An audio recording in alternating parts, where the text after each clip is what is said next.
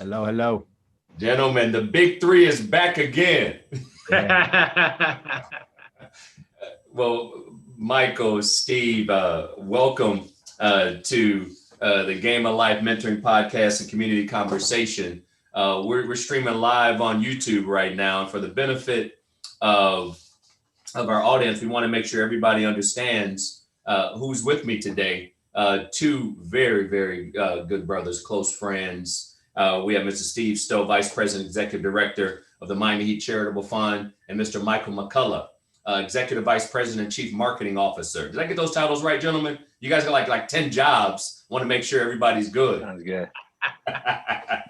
When they let you write your own title, that's what you get. That's exactly. and so welcome, gentlemen, and a lot to discuss today. And as we continue to just deal with the reality of the pandemic, the reality, as I call it, COVID-19 and racism 2020. This is a mentoring podcast, so we don't get into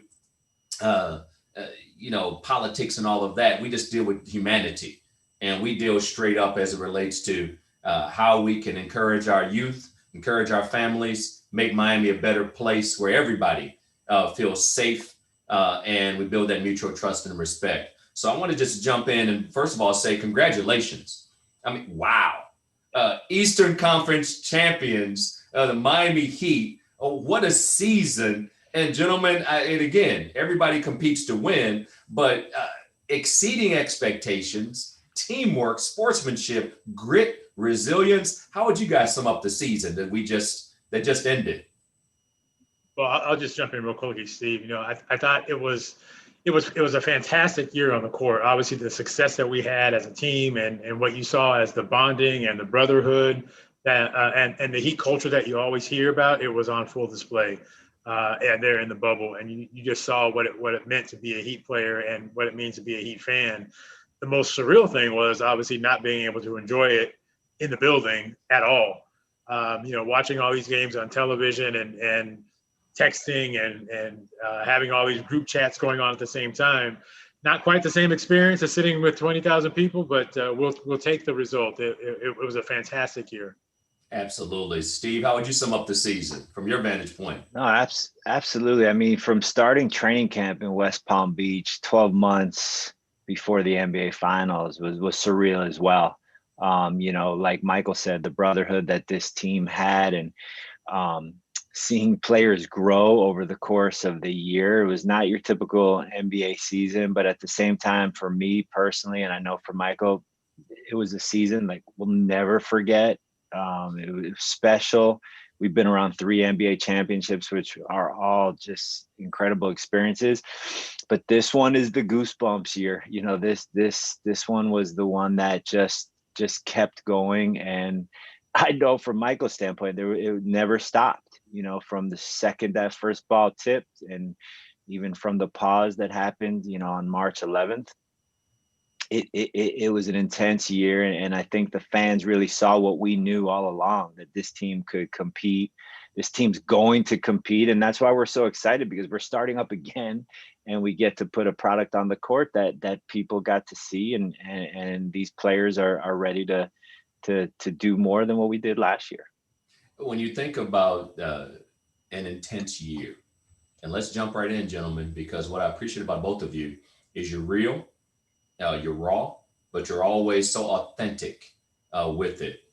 2020, certainly we all understand the necessity of adhering to protocols and all that as it relates to COVID-19. But relationships, stress, intensity, death, racism. When you all saw the George Floyd incident, where were you, and how did it resonate with you personally and professionally? Let's start with you, Michael. You're right, Gail. This is a year unlike any other, and I think that George Floyd moment will forever kind of go down as something in our country's history, that as a flashpoint, and as a moment that you won't ever kind of forget, watching that video. And for me, on a personal level, I think for a lot of African American men, you kind of saw yourself. You saw yourself there on that ground, or you might have seen your son there on the ground. And I think most African American men, probably have a story of their own about an unfavorable interaction, maybe with law enforcement at some point in their life, and you kind of flash back onto that, and you realize maybe that you weren't that far away from that. So it was a moment that I was sitting here in my apartment. I'll never forget it, and just the raw pit that's in your stomach when you see something like that. And I don't think it's left. I think that pit is still there, and I think that's what motivates a lot of people who saw that footage, and maybe previously to seeing something like that, you might have heard about those kinds of interactions, but you didn't really know. And I think it just opened a lot of people's eyes, and that's why it was so visceral, I think, around the country, around the world, actually. Absolutely. Because you actually saw it happening. No denying what everybody could see. No hearsay, no political spin, just real and raw hatred, abuse, and quite frankly, murder, unfortunately. Steve, how did it resonate with you, brother? Yeah, I saw it. I think someone posted the video somewhere, and I saw it on my phone in my house before it really broke the news. So I almost didn't even believe that it happened. I thought, like, I was watching it, and it just went on and on. It still hurts me to even visualize it, and like Michael said, to know that that's a human being, and I know that there's a better way, and just watching it hurt, talking about it hurt, not knowing his name at the time hurt, and these are things that little did we know at the time. It was just the start of what we've known for so long too, and that's what's so painful, is that so many instances similar to that have been occurring, and things like that happen in our society on all different levels, and that one really hurt. And I said to myself, what can we do, and how can we help? And I don't think anyone had answers. That nobody did. I mean, it was just that you just wanted it to stop. You watching the video, you wanted it to stop, and you just didn't want it to go where you thought it was going to go. So, look, all of us have families. If we don't have kids, we know so many people with families, and that, like Michael said, you just think of your kids, you think of his family, you think of the officer's family, you just think of so many people affected by an action. And that's what I think what I realized the most is how we're in a time where people view things and make opinions and jump to conclusions so fast, and it's up to us as a society to be better. I mean, we have a great platform at the Miami Heat thanks to Michael McCullough because of what he puts out there, but it's all of us. It's about all of us being, no matter what you do. And I think that's what that was for me, is having people own up to what they are and who they are, and maybe who they haven't been, and try and get better and figure out a way how to evolve into being a better person. Well, gentlemen, as a father, and I met with my kids and lump in my throat and talk to them about the so-called the talk. And I'm not talking about the birds and the bees. Sadly, in just about every Black family, you've had the talk. If you ever come into contact with law enforcement and things go sour, here's what you do, where your hands are. And I took it to another level. I said, if I lay on the floor and somebody's you got your knee on your neck, here's what you do to stay alive. I mean, my goodness. I mean, it cut deeply. And so as we deal with that type of raw footage and the reality in our own homes, all of us are fathers, and nobody, no child, no human being should ever be subjected to something like that.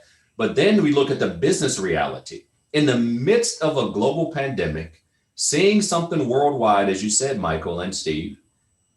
Now your business, gentlemen, the National Basketball Association, the Miami Heat, as you deal with this global pandemic, when the league shut down due to the pandemic, how do you respond as a brand from a philanthropic as well as marketing standpoint? Let's start with you, Steve.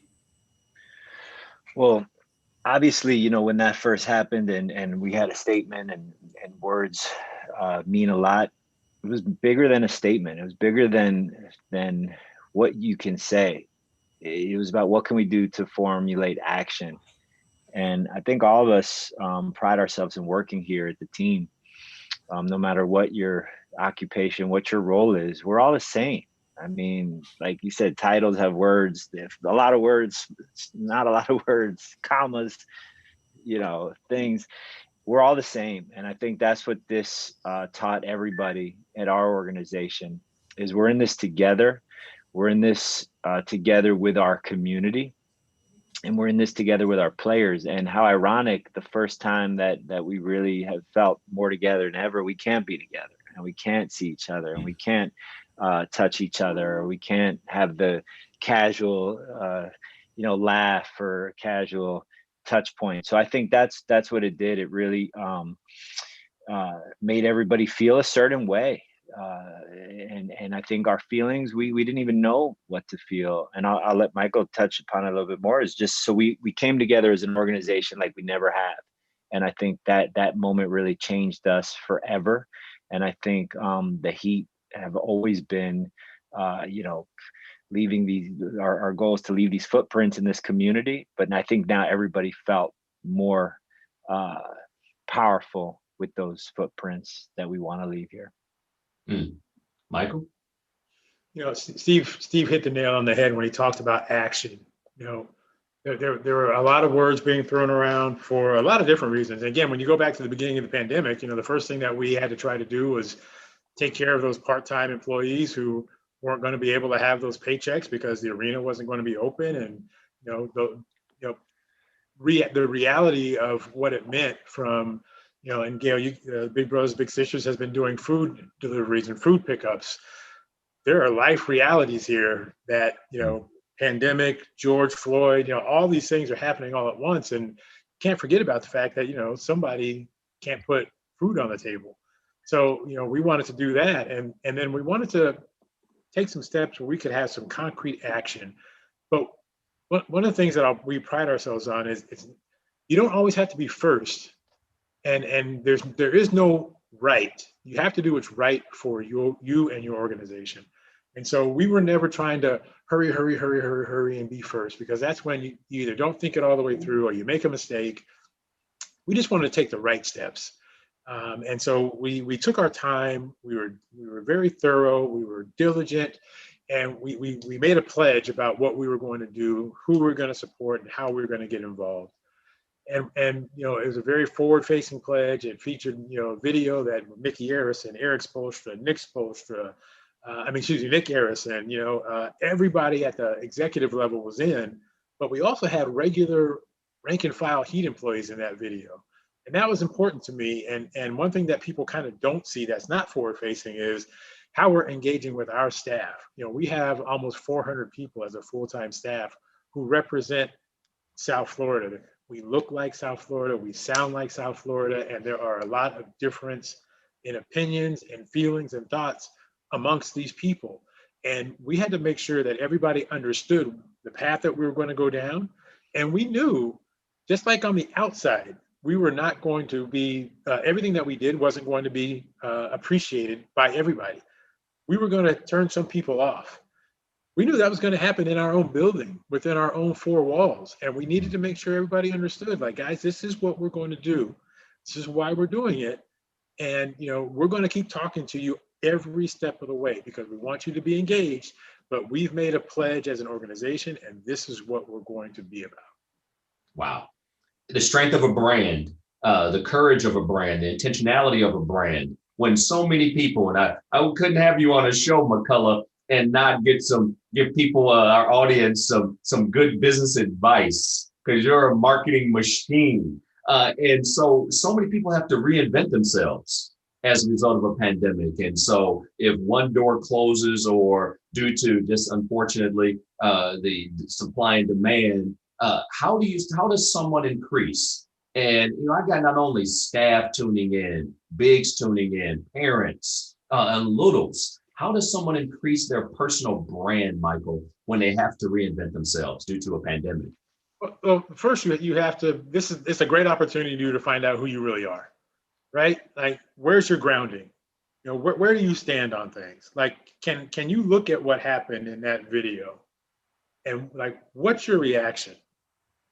And you know, maybe your reaction isn't the same as everyone else's, and you got to think about what that says about who you are, because I don't know how many people can look at that video and react other than with like outrage and sadness, but clearly there are a lot of people who didn't react that way, who maybe felt that way, but didn't have those outward actions. And so I think when you're faced with like a crisis, you have to find out about your own internal grounding first, and then once you kind of make sure that you know where you stand, if it's on this issue or that issue, like you have to make sure that you're not wavering. There's always room for listening to opinion and talking to people who differ from the way that you think. That necessarily isn't necessarily swaying you so much as you're understanding others' points of view, but you have your point of grounding. And sometimes it's not necessarily about right and wrong, or my point is better than your point. You have to know about kind of who you are, and these moments present themselves as an opportunity for you to find out who you are as an individual. I'm on the JV team in terms of marketing, but I will say this to you, brothers. I do know that a brand gets its strength from repetition. And if you know who you are, to your point, Michael, then stay consistent.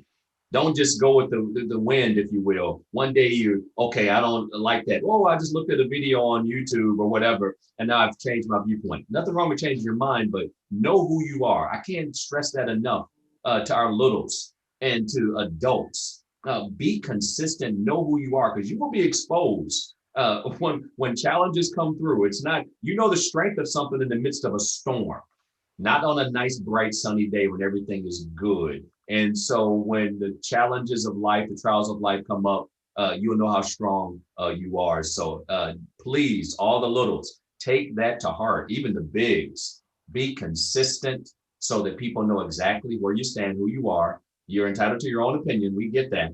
But at the end of the day, our kids are watching. And our kids, gentlemen, not only our own, but all these kids here in South Florida, they're watching.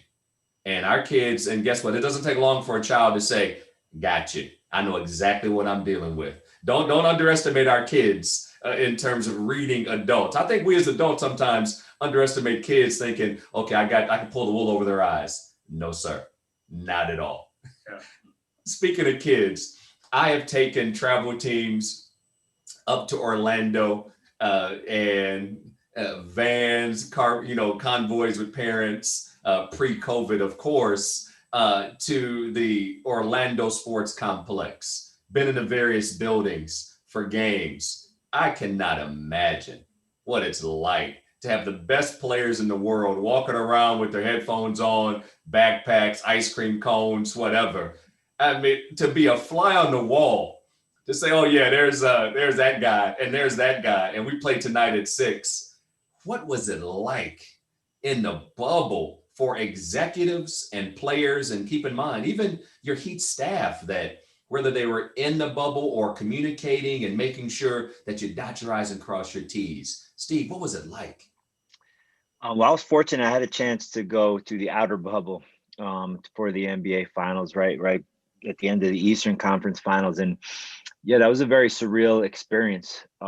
Just first and foremost, staying healthy and being very diligent and having a routine to keep your mental health, but at the same time, your physical health. And I think that's the one thing that since this started, like Michael said, being consistent with your health. I said to so many people, like, we've all had rough days and not great days. And it's like a day that you're healthy. I know you don't maybe feel great, but you're not really causing any issues to anybody else. So that's a good day that you get through. And then, in the bubble itself, that was unique because it was just the Lakers and the Heat. So yeah, there were some times, coming back from a game that we won, and their bus was, getting to the hotel at the same time our bus was getting there, and you walk side by side and everyone's looking at each other, and we're happy and they're not. And then there was the same thing that happened on the other end where we were not happy, and you go straight to your room and they're hanging out in the lobby. But yeah, just communicating to our team and the players during the bubble was a challenge. Like I said, I pride myself on human relationships. I pride myself on being who I am, and being able to communicate to people. And I had to evolve. We've all are kidding ourselves if we said we did Zoom before this, or we did, Microsoft Teams, or we didn't. I had a talk with Andre Iguodala about it right when he came down in his experience with Zoom before this all started. And it's pretty amazing how efficient you can be. You don't. My advice is I tell people, don't schedule 5 Zooms in a day, or 4 calls in a day. You're going to burn yourself out. And I think it was funny how sometimes phone calls turned into Zooms during the phone call. So it was all a learning curve, and it was pretty cool to get Pat Riley on it, and get people that have never FaceTimed or do things like that. So there was definitely a learning curve, but communicating to the folks in the bubble, listen, routine was everything. And that's why I think our team succeeded so much. We love routine. We love regimen. We kind of love wearing the same stuff every day. We love doing the same thing every day, eating the same thing, getting on the bus at the same time. We're very routine. So I think you have to find your place. If someone does a walk at 5 o'clock, maybe that's the time to call them. If there's practice, schedule is important. And I think whatever job or whoever's listening right now, whatever you're doing, or even if you don't currently have a job, you need a routine to pretend you have a job. Like, so maybe your 9 to 5 is trying to get the job and trying to find you're someone who's going to mentor you from 9 to 5. And I think that was the greatest thing about the bubble is reinventing yourself, like Michael said, and figuring out a way, how can we do this? Because if you think you're just going to do the same thing that you've been doing all along, you're kidding yourself. It was about really trying to figure out a way how to reinvent what you've done. It takes so much discipline. It just takes me back to high school, and here's the Laker bus, here's the Heat bus, and you kind of giving everybody that dirty look. I know you probably gave LeBron a dirty look, Steve. You don't have to say it on the show. I'm protected. No, well, I'll tell you some story. I mean, so we all have masks on. I know them, they know me. Executives, agents. I was guilty of not saying hello at first, because you don't want to talk because you want to socially distance, and you're getting tested every day. And then after a while, you do talk to each other and see what's going on. And I made some really nice friends, maybe that I wasn't as close with before, because it's the same. Someone loses, someone wins. Players on their team could be players on our team, and we're like getting back to how we started. We are all the same. We're all the same. That's it. And I think it was just an experience that hopefully won't happen again. We want to get back in buildings and play the real way. But the kudos to the players to play the way they did, because to play, like Michael said, when you don't have a building of 20,000 fans, watching it on TV, I felt like Michael's shirt right there. That's one moment in my professional career where I actually jumped out of my couch like crazy because of Bam Adebayo. And when we watch games, we sit here, we act professional, but that was a moment in my house that I acted like I've never acted before. So for the fact that these guys played as intense as they did with no fans there, that's a credit to them, because it's not so easy to play at that level when you have 40 people watching. No doubt. And Michael, the NBA was a class of the field. Speaking of that shirt, Michael, I see just the hand. Can you just give me a little bit? Oh man. There you go, brother. That's an iconic moment. I think a whole lot of people jumped out of their seats. Across the world, like I think it was Magic Johnson that had mentioned, he said, you know what? I think I'm quoting Magic. I think I'm quoting the proper person. He said, man, that is classic. And intensity, professionalism, and love of the game. Speaking of the game and the brand, the National Basketball Association. And again, you got NFL, you got NCAA, you got all this other stuff, other professional leagues and collegiate associations. But the class of the field with this bubble concept, Michael, and how the love of the game, and I tell you what, personally as a sports fan, being able to have something to watch on TV other than the reruns, you know what I mean?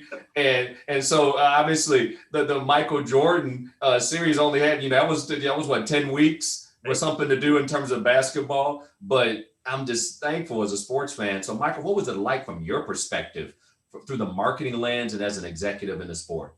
Well, the interesting thing is that the NBA, and you mentioned all the other leagues, the NBA really kind of set out to do a couple of things. First of all, create a safe, healthy environment. Everything that they did, that was always number one. So if it wasn't going to fall in those buckets, it wasn't going to happen. And once they got those protocols down, it was really about how can we create an environment, as Steve mentioned, where the players were going to give, 110%. And from a presentation standpoint, we can create an environment where that made it feel for them and the people watching at home, made you feel like you were watching a game in regular circumstances. And I think all of us at some point got caught up in what we were watching, we didn't realize that they're in a place where 40 people were watching. And I heard from people like Steve and our basketball executives who said, like, those games started feeling like regular games in full arenas. And that's just like the sensory environment that the league was able to create with, the crowd noise and the signage and the virtual fans, which was a whole nother thing all by itself, where, you could create this environment where the players really felt like, hey, this kind of feels real. And you get those kind of efforts, you get this block at the end of a game in the playoffs. You get those kinds of efforts because the players really felt like they were in an environment that was conducive to them playing at the highest level. Their safety was not an issue. Their health was not an issue. Their, nutrition, all that was not an issue. The NBA took that off the table, making it so they could concentrate and focus on what they do best. And then around the edges, we could fill in and create the environment and bring our fans into the fold. And, we had one content person who was lucky enough to be there, Tariq Pierce, and he was just capturing everything. They treated him just like he was part of the team. And so we're able to capture all that and bring it back to our fans. So, from a marketing standpoint, we were able to let our fans know what it was like to live in the bubble, but more importantly, like how our players were competing in the bubble at such a high level. And with that, let's go back to the court in the bubble when you had the world's attention. And so, Michael, when I think about just a game during this time, it was more than just two teams on a court, but the messaging, the very clear social justice messaging. It was more than a game on so many levels. And as I think about that, even on the uniforms, the messaging, tell us about that process, because there's people listening and you talk about seizing an opportunity, and it might've made a lot. I've heard people say, hey, I just want to watch a basketball game. I don't want to see messages like that. But there is not only from the league standpoint, the association, but from the Miami Heat brand. Tell us about that process of creating the social justice messaging in the midst of an athletic competition. Well, again, I've worked for the NBA in different capacities now. This is my 34th season in the league. So the league has always been one in which it tried to use its platform for the greater good. And our players have done that. Other teams' players have done that. But the league as a whole has recognized its position. It's different than the other leagues in that we're very kind of pop culture infused, and we have a huge youthful audience that follows us.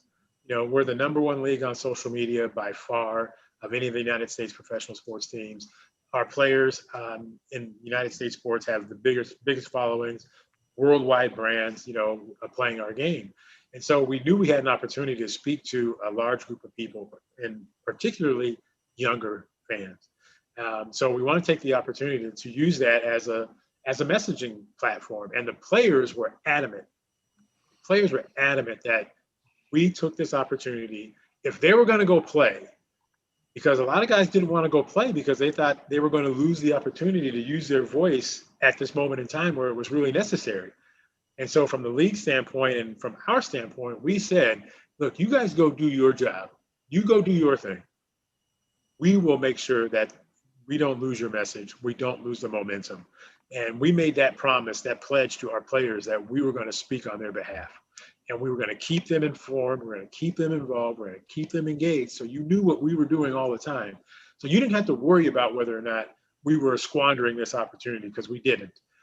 So the league was smart. They gave the players the opportunity to put social justice messages on their jersey, social justice, Black Lives Matter messaging on the court, video vignettes throughout every game. It was clear, if you were watching these games, where the NBA stood and how we were going to use our platform and our voice to speak up for social justice and social change and for voting. And we did that. And it was a very consistent message. And, look, again, I've been in this league for a long time. I don't know that I've ever been prouder of our group collectively, of our team individually, than I have been these past, 7, 8, 9 months, just to see the amount of commitment financially, emotionally, structurally, that the Miami Heat and the NBA have put forth in this particular effort. Incredible. I could ask you a funny marketing question. Who made the decision as to what fans would be the virtual fans in the stands, Michael, for a Heat home game? Was that you and your team, or did the NBA have? I mean, how'd that occur, and who was the funniest one you put up there? Well, I will spare you all the virtual fan background because it was a very difficult and arduous process. But when we looked at it in the game, wow, that looked like really fun and easy. It was none of those things. Look, we had a lot of fun with it. We had, DJ Khaled, we had Chris Bosh show up. We had Dwayne Wade show up. All that stuff was fun. But I think just the general fans who, most of those fans were our season ticket members who really wanted a chance to be part of the game. And so we opened it up to our season ticket members. And those are the folks who really got into it. We had people dressing up as nuns. We had real nuns. We had people bringing goats. We had people with pots and pans. Like we had Heat Nation represented there in the virtual fan area. And to me, it was awesome every game to tune it in. And behind the scenes, like we were getting those people engaged as if they were at a game. Michael Biamonte, our PA announcer, was talking to all those fans, and he was in the room with all those people. Dale, our in-arena host, our hoop troop, all those people that you would normally see at a Heat game, they were all behind the scenes in the virtual fan room. So for those fans, it was just like a game. So, we tried to create that environment and we tried to create that atmosphere. The players couldn't hear those fans, but they could see them. And we wanted to make sure our players saw our fans engaged and gave us a little home court advantage, even though we weren't at home. Incredible. Bravo. And Steve, Michael talked about the messaging, uniforms, court, the experience for Heat Nation and for sports fans worldwide. But there's still folks who, in the midst of, getting comfortable, being uncomfortable, are like, you know what? I'm in the shut up and dribble category. I just want to turn on the TV and watch a game. All this social justice stuff, do that somewhere else. But the Heat have a statement on social justice, Steve. What is that? Yeah, we do. I mean, I was fortunate early on to have some real raw conversations with Udonis Haslem virtually.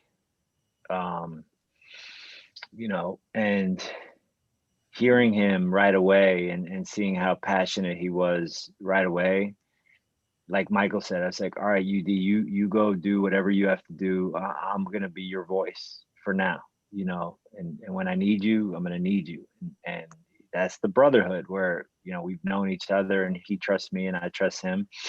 And we still need to lean on him, we've leaned on him. So when that started and Michael so eloquently, drafted our pledge and internally met so many times before it was released, publicly. And like Michael said, just thoroughly went through it all. and then realized that we do have a platform that's way bigger than words, like I mentioned earlier.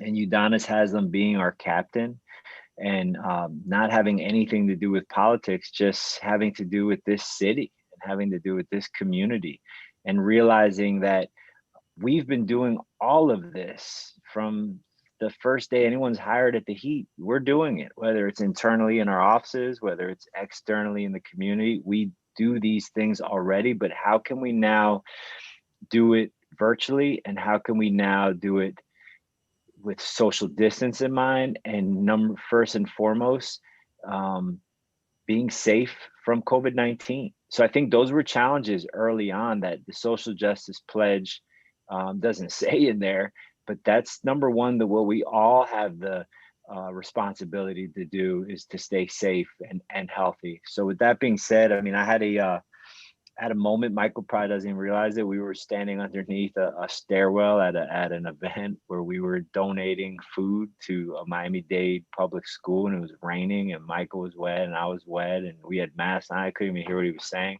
He couldn't even hear what I was saying. And we had a moment there when I said to myself, this is enough. I had my this is enough moment, because we could give food. We could donate food and write checks from here till forever. I mean, and I want to, and there's a need, and I hope it goes away, but it's not. And that's what we're good at. We did it yesterday. We do it every day. But that was a moment where I said to myself, this is bigger than writing a check. I have resources that I want to introduce Michael to, and I want to work with Michael on this, and I want to bring everybody in. And I can't see another George Floyd video. I can't now, and I couldn't then. And I said, I don't care what my job is at the Heat. I don't care what my role is. I'm in a position where I want to help, and I can't do this anymore. We have to come together, and we did. And we really formulated a program that's gonna save lives. It's going to. We haven't even started it yet. And yesterday, like I referred to our Thanksgiving annual celebration that we did in Wynwood. And it's my favorite day of the year, where we're giving out food and to those people in need. And I haven't even shared this with Michael yet. And a police officer came up to me, Officer Perez, and he said, "Thank you." And I said, "Thank you for your service." And he said, "I met you at the pilot training program in September, that at the Miami Police Department." That's what it's about. He was working our event. We didn't schedule him. I didn't know him. Officer Perez, if he's out there, he knows. And he came up to me in his car. And guess what? I wasn't scared. He wasn't scared of me. And that's what Michael and I, under that stairwell in the rain, getting soaked, started, because that was a time where I saw it in Michael's eyes, and I saw the fear, and I had the same fear, and I still have that same passion that I did that day. But now it's action. And now when you're at an event and somebody comes up to you and says, "Thank you," and we haven't even done anything yet, in my opinion, like we've just formulated this and worked towards it. So now this is going to be somebody, and I keep using that Officer Perez as an example, because I think that 4-hour training session changed him to where he could come up to me, and whereas maybe he wouldn't have in the past. And now I have a relationship with him. We exchange phone numbers for no reason other than because he's a friend now. And that's how it should be. And it's not whether you're a Heat player in a uniform. It's not whether you're executive. It's not whether you're a police officer with a badge. We're all the same. It's not your bigs, your littles. That's what I want. This society and this community, which we have such a role now, is everybody has to be an active participant in what they're doing to make this community better, no matter what you're doing. And that's really a testament of that social justice pledge, and everything falls under that umbrella. Well, guess what, brothers? The next podcast we do together is going to be in the rain, and we'll just have some umbrellas so we don't have any. We didn't have an umbrella. Michael didn't have an umbrella, so he had nothing. I'll take care. I'll take care of Brother Michael. Now, Michael, you are an alumni big brother. And just a very quick shout out. Do a quick shout out to your littles, and what are they doing these days, so that everybody knows the impact of what you've done as a professional. Well, we'll start with the most recent one, because I just saw him just the other day, Donovan Bowens. My little who just graduated he works over at the Publix in my neighborhood right downtown. But he came up to me again. I walked into Publix and I saw him there, and I always go right up and talk to him. And he's super excited. He's like, "Man, I'm just about to call you," because he's trying to get into the firefighters academy. And he had his interview, and he said the gentleman asked him why he wanted to be a firefighter, and he said, "Because I want little kids in my neighborhood to look up to me and see that they too can work in their community and give back to their community." And I was like, Game over. that's it. The 4 years that I spent with Donovan, that was the payoff right there. That was the payoff. So going back to my very first little, I can't show you some of the stuff I have here, but Gene, my first little, Gene Vilpin, who's just an awesome young man. But he's now the band instructor at Miami Beach High. And he was all about music, but he was so scattershot when I first met Gene. We got him focused. He earned a scholarship. He went to FAMU. He got his master's at FSU. And now, again, he's back in his hometown working with kids. And it's fantastic. And my little in the middle, David Javier, is now at FIU. Sends me his grades the second they come out. He's like, "Michael, here's my grades. Here's my report card." He's doing fantastic. He's got like a 3.4 GPA. And we talk. He comes to Heat games with me.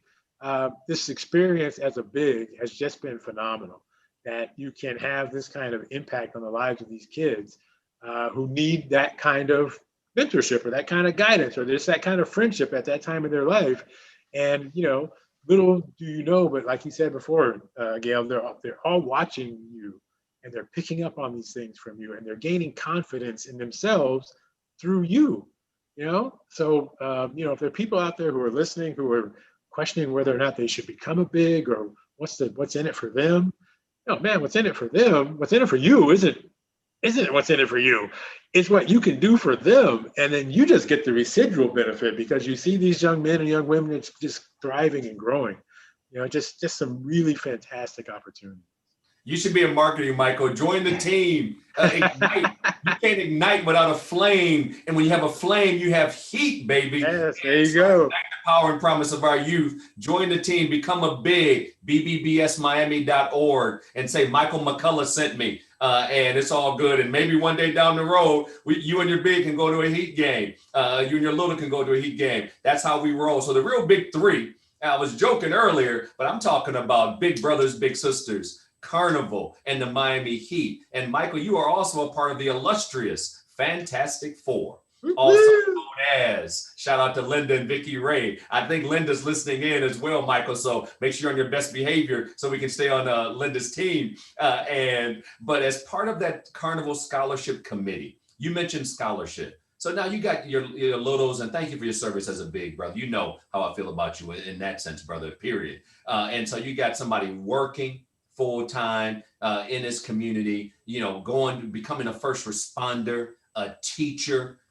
literally making beautiful music. And you're the music man. I'm checking out the albums over your shoulder. I see a little Stevie Wonder. I see a little old school Prince, 1999. My goodness, brother. So all I can say is you and your littles make beautiful music together, literally. But what we see, Michael, when those littles sit before the committee, the scholarship committee, and we got a lot of Kleenex there, as you know, because they tell their stories. So here we are talking about racism and the humanity and decency that's needed from every individual. But these kids deal with so many challenges, trials, and tribulations. What's your message to all the littles out there, Michael, in terms of just how they continue to cope and deal with our current reality? Well, you mentioned the scholarship ceremony and the scholarship judging committee. Those 2 days are probably the two best days of the year for me every year, because it's a reaffirmation of, like you said, humanity. You have these kids that are sitting there, and the conditions under which they have to live just to go to school, just to do some of the simple, basic things of life, and how they've overcome all those challenges, and they're sitting in front of us because they've thrived to the point where they are eligible to receive a full ride 4-year scholarship. I mean, come on, what more could you possibly need to see that, your time with kids matters. Your focus on today's youth. If you're involved with the youth in any capacity, if you're a teacher, if you're an administrator, if you're a pastor, if you're touching kids along the way and helping them grow, and they sit in front of us and they're able to clearly tell their story in an emotional and a moving way, those 2 days are just really phenomenal. I can't really put it into words what it means to see those kids, and then to see them again with their parents on the day when we award them the scholarship, and the pride and the joy on the face of these parents is just immense. The room is just aglow with pride, and it's just a wonderful, wonderful thing to be a part of. So I'm glad I get to be a part of that. It's a wonderful day. It's a difficult day. It's a day that I always come home and I used to yell at my kids when they were younger, like, you guys don't know how well you have it, and you don't ever not take advantage of an opportunity. Don't take things for granted, because there are other people who don't have what you have, and they are making the best of what they have. And these kids are spectacular. No question. And I think in a word, Michael, resilient. How about that? And having said that, and just for the record, because inquiring minds want to know, shout out to Linda Cole and Vicky Ray, as I said. But I'm not the meanest one at the table on the Fantastic Four. Michael, can you go ahead and dispel that myth publicly? You're live. You're not the meanest one at the table, Gail. But what inevitably happens in these meetings is Gail will ask the question that prompts the tears, and it's not because he's being mean, but because he's so intuitive, and he knows what's lurking right beneath the surface with all these kids. He's able to ask the question that gets them to open up and share with us, and that's what we need to hear. Gail's just really good at asking that question. He's not mean. Thank you, brother. So Linda, wherever you are, I'm not mean. I just probe. I'm like a scout. My eyes don't lie. I know what I'm looking at, and we got to go a little deeper than the surface. Yes. Good stuff, Michael. Now, Steve, you mentioned in terms of law enforcement, Big Brothers Big Sisters is privileged to work with so many municipalities and law enforcement agencies and professionals. We're pending a partnership with the National Organization of Black Law Enforcement Executives. That's going to be a powerhouse partnership. And we're also sharing that with our sister affiliates in Palm Beach, Martin counties, and Broward County. Again, stay tuned, everybody, for some breaking news on that. But I just kind of put it out there. So I guess it's no longer breaking news, Michael. But nevertheless, I'm just too excited about it. But so we have a Bigs in Blue program. We talk about Michael being a big brother. We have big brothers and big sisters who put on that uniform every day and protect our community. And they are the first ones to tell me. I've talked to all the chiefs. The worst thing they have to deal with is a bad cop. And so having said that, our matches in Bigs in Blue, we match to build mutual trust and respect, specifically within the Black and Brown communities. And so we're so thankful. And I will go ahead and take time out right now to thank all of the allies out there, to thank all the men and women in uniform who have signed up and stepped up to become a big brother or big sister. Thank you, thank you, thank you. We know the vast majority of our men and women in uniform do not seek to brutalize or harm our community. You keep us safe every day, and for that, we love you and we thank you for that. Steve, what you mentioned law enforcement in a program that you and Michael are working together on and with training. Tell us more about what the Miami Heat's doing in the space of law enforcement and training. Well, we partnered with Dedication to Community, an outside company that has experience in this field, that has been doing this for many years. And then the City of Miami Police Department, which is the department the city where we play in, has a really large police department that many of us in South Florida interact with every day. So we've pledged to train right now. There are 900 patrol officers starting in January in a setting that really is going to teach human relationships. It's also going to teach reconciliation, but first and foremost, really to engage the community and have law enforcement also take part in evolving and understanding the sensitivities that are needed out there now, because law enforcement are conflicted just as much as the community members are now. And we have a few pockets in city of Miami, specifically Model City, Overtown, and Coconut Grove, just to name those three, where there's some issues in these communities that can be rectified before they even get to the point of law enforcement being involved. And most importantly, it comes to relationship building. And if we can take an experience to the community through us, and like that logo, that mark that people see, makes them feel so many things when they see that Heat logo right away. It just gives them that feeling. This is an extension of that, where maybe there's a 4-year-old in Model City that has an amazing experience with a police officer like I did yesterday. And then maybe they go on and want to be work in law enforcement, like in your program. Exactly. So I think it's about building together and realizing, an officer puts his pants on the same way I do every day. And they have a job to do, and we have a job to do. And not everybody is perfect at their jobs. And I try to get better every day. I steal Coach Spo's, 1% better motto every day, as you know about that, Gail, is we all try and get better at what we're doing. And if you don't try and get better at what you're doing every day, then you're just going to, flat line and eventually decrease, whether it's physical fitness, whether it's mental health, which I alluded to in the past. It's very important now more than ever to take this time. And I think that's what we're doing with the police department. I've received so many calls, and I know Michael has, from my counterparts saying, how did you do this? And what are you doing? And we want to do this. And I know we're on to something, and different markets are having different issues. We're fortunate in South Florida to have a wonderful, vibrant, diverse community, as we all know so well. So I think this program is going to be something that's going to be groundbreaking. We have some of our Heat partners involved in it as well. And I'm just excited to see what's going to happen. And even talking with our players, they want to be involved too. And they feel so proud. Udonis is so proud about this program.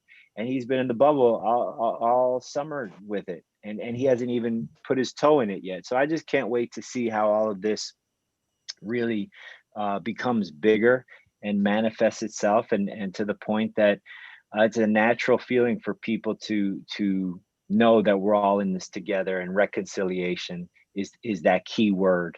You use resiliency, I'll use reconciliation, and it's about getting past what's happened in the past, but learning from it, and educating yourself on how this community can help one another. Well, I tell you what, I applaud you all for that. Michael, go ahead. You want to add something to that? No, I just want to say that this program is really special, and it's got the buy-in from Chief Colina, Assistant Chief Gauze. The head people at Miami PD are the ones who are the biggest cheerleaders for this program. And when you have something like that, the people at the top who are enthusiastically raising their hands to say, I want our group to participate. We want to be better at what we do. We're good. We're taking the steps to be good. We know we can be better, and we want to be better. That's half the battle. And so, Steve and I sat in on these training sessions in the pilot program. And for me, it was, I just loved watching it. I mean, I sat behind this gentleman who was a 34-year veteran. He's a detective. And I saw him when he came into the training program, and I could read his body language. He wasn't interested in being there. Slouching, not paying attention on his phone. But as the program developed, as the day went on, sits up higher in his chair, puts his phone down, he's taking notes. When there's a chance for people to be called on, he's raising his hand. And at the end of the session, he's like, that's the best training program I've been through in my 34 years as a detective. And that's what we want to try to bring. We want to try to bring tools that help the police officers do their job better, acknowledges the challenges that they have. We're never going to try to tell the police officers how to do their job. We said that from day one. But what we want to be able to do is use our position as a Miami Heat and that unique position that we have in our community to be the bridge between law enforcement and the community. And that's what Steve and I and our organization are trying to do right now. Well, I applaud you all. And again, it just goes without saying, but I want to say it for the record. Count us in with our Bigs in Blue program. Imagine having a training where you got bigs, littles, escalation, de-escalation, And I think it's a perfect plug and play. So as you all move forward, I know you did the pilot, but please include us as you move forward with that training, because I can see imagine a training camp for those bigs, littles, and we can have a little fun with that too, virtually or socially distant, whatever the case may be. So that is excellent. We can't have enough of that. And I will say this, gentlemen, right across the hall from where I'm sitting right now, there's a flag in my office that was given to my mother, Los Angeles County Deputy Sheriff Gary Claypool, my mentor. And his flag sits in my office. And so when I spoke at his funeral, and you saw out in Southern California, and every branch of law enforcement with a flyover as I was speaking, standing over his flag draped casket. So it's deep, it's personal with me when it comes to law enforcement and making sure, because that man taught me how to catch a football, put those triangle up, catch a football, basketball, same rules apply. And it all goes back to mentorship from a law enforcement officer that gave his life to keep the community safe. So brothers, I'm all in on that. So I got to stop talking, because that was totally off script, but that's real and raw, because that's how the three of us roll. Speaking of rolling and heat culture, Michael, I heard that the season we just finished in the bubble, and the bubble is no more. There's a new season starting. Tell us about that and what fans can expect, not only Heat Nation, but fans around the world. Well, we did. It feels like we're just finished, and we can't wait to get started again. Season's going to start sometime for us around December 22nd. We're not exactly sure of the date. We hope to get a schedule here very shortly. But yeah, we're back at it. We're back at it. We never really stopped. So from a marketing standpoint, we've got some exciting things going on, and we can't wait to get our fans back into the arena. I mean, that's our goal. Our goal is to get people back in the building. And we are not the sole arbiters of how that happens or when that happens, but that's what we're working towards, is creating an environment that is safe, and the protocols that are safe, that encourage people to come back into the building. So that's what we're working towards. We're looking to launch our season and get people excited about this Heat team. Just drafted a kid that just looks like he has, Heat cultures running through his veins. Baby Udonis, Baby Bam, whatever you want to call this kid, Precious. But man, that's a Heat player right there. So we're excited. We cannot wait to get going. And December 22nd can't get here fast enough, as far as I'm concerned, because I need some more Heat basketball. Precious has some good big brothers on the team already, because, I mean, he's, like you said, Baby Bam, Baby UD. I mean, wow. He's coming into a great situation and a great culture. So we wish Precious the best, and congratulations and welcome to Miami. No doubt about that. As we think about, Heat culture, if you will, and we look forward to the season, will there be, and you don't tease us, Michael, but don't tease us too much. But will there be a new video as people come back in? You're the architect, and you're an incredible team, because, pregame, you always never disappoint with the music, with the experience. So I'm sure you're putting some things together along those lines. Absolutely. We always have something up our sleeve for our fans, and they've come to expect that kind of experience when they come to the games. And when they come to the games, they're going to get a Miami Heat experience, which is different than any other experience when you go to any other NBA venue. So yeah. We got special things. We got interesting things. We're working in a different environment now. We're in a pandemic. We can't really kind of engage with our guys the way that we used to, but that's not going to stop us from putting together the type of experience, type of show our fans are used to seeing. So we're excited to get things going. I'm not a reporter, but I'm not CNN, I'm GSN. But you want to tease anybody with anything? Inquiring about? No, brother. No. I know you do. You're trying to get that inside scoop. I ain't gonna give it to you right now, but we got some stuff. We got some stuff. Everybody, Heat Nation, we got you. We got you, Heat Nation. I love it. I didn't expect anything else. I had to try, brother. I had to try. Steve, my man, Stowe. And we've talked about mentoring. We've talked about Heat culture, and we're gonna close things out as we partner with the Heat on so many different levels. And I just have to say, on behalf of all the bigs and littles here in Miami, the Miami Heat Charitable Foundation has been just an incredible stalwart partner in helping us in so many different arenas. And certainly I thank you and the leadership at the Heat for just your ongoing commitment to the cause and the impact of mentoring. Michael talked about 3 examples, but there's thousands of examples. So thank you for that. I just got to ask you, because I know Michael's mentoring story. He's been on the podcast before, and incredible what led him to the NBA. And here we are 34 years later, he still got that baby face. So mentoring works for complexion and everything else. But Steve, who mentored you, brother, and what did they teach you? Great question. And thanks for the kind words too, because we want to continue this partnership and grow it and make it even bigger and really tweak it to where we're doing, even more important things than we've had the past 5 years. So stay tuned with that. God, I've had so many mentors. I've been really, really fortunate over the years, from coaches to teachers to community members, so many. But I have to say my mom and my dad, they're very quiet. They're very behind the scenes. You don't mess with them. And they were not in the military, but my dad really should have been in the military because I was raised very, very strict, and that's something that, like you said, kids see. You can't teach that. You can't. Words about being punctual and those characters are not taught, they're seen. And I think I never saw my dad a lot growing up because he was always working, and I knew he was working, and I would wake up in the morning, he wasn't there, and that was normal for me. And my mom too, to see her work. And I think that's taught me my work ethic at a young age to get started.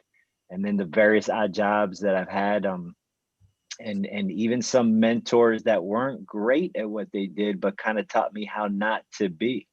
And I'll leave those names out. But I did learn a lot from people that I mean, growing up in Miami, I saw a lot of things here, and whether you talk about racism or prejudices, I saw a lot of things on how not to be. So yeah, it really is true about the village and having people around you. But my parents were the ones that really instilled that hard work, and then so fortunate here to be around an organization like Michael's talked about, and to have Pat, the motivate ahead all the time, and to predict the future and to predict next steps, I think is key. And he's the best at that. And I think being around him has really professionally taught me, and the Harrison family, how to be classy and how to, like Michael said, be thorough and be thought out and not get emotional with this business, because I think emotions are easy. We all have them, and it's about processing them, and it's okay to have emotions. But I think in business, having someone that you can talk to maybe outside of your world and as a mentor is important. And I think that's why we love what you do. And so I've had so many people, and I'm very fortunate for that. And I think recognizing people in your life is key too. It doesn't have to be someone who's above you, or it could be someone below you that can inspire you just the same. So I think I'll leave you with this, is being able to recognize somebody in your life and learn from that person and listen beautifully, like we've learned in our training, is something that I think is key, because a mentor is not going to come knock on your door and say, I'm your mentor. So it's about seeing who that person is and learning how to fit what you love about them into your own personal life. Well, I tell you what, gentlemen, this has been a pleasure for me, and to thank you is not enough. Doesn't seem, it seems so insignificant to talk about the Miami Heat as an organization, from the Harrisons, the leadership, the strategy of the Godfather, Pat Riley, the tenacity of Coach Stowe, who's been a guest and has just been so humble and just warm. Obviously both of you, and certainly Woolworth, and shout out to Matthew Jafari as well. We just love you guys. I mean, just Heat culture. And we are blessed to be here in Miami. There's other teams in the league, but there's only one Miami Heat. And we're the championship mentality. See, winning is a mentality, and you all have it. That's why we win championships. Gentlemen, brothers, man, I love you, and I appreciate what you all are doing, taking time out to chat with me for this hour. As Michael said earlier, if you're on the sidelines, it's time to get in the game. because in the game of life, everybody makes the team, but how you play is up to you. Have a great Thanksgiving, gentlemen, and all the best to you and your families. That's a wrap. Thank you, Thank guys. you, Gail. Appreciate you.